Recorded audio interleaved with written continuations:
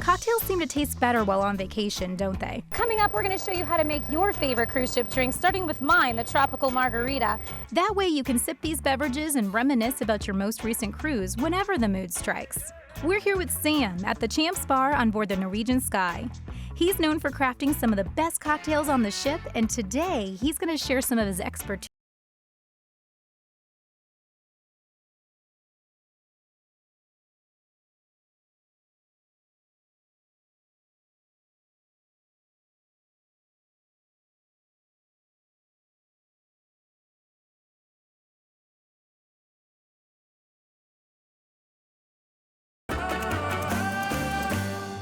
And there's the finished product.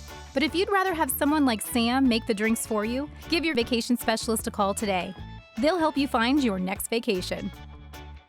So get in touch with your Cheap Cruises cruise expert. They'll tell you more about what this experience has to offer.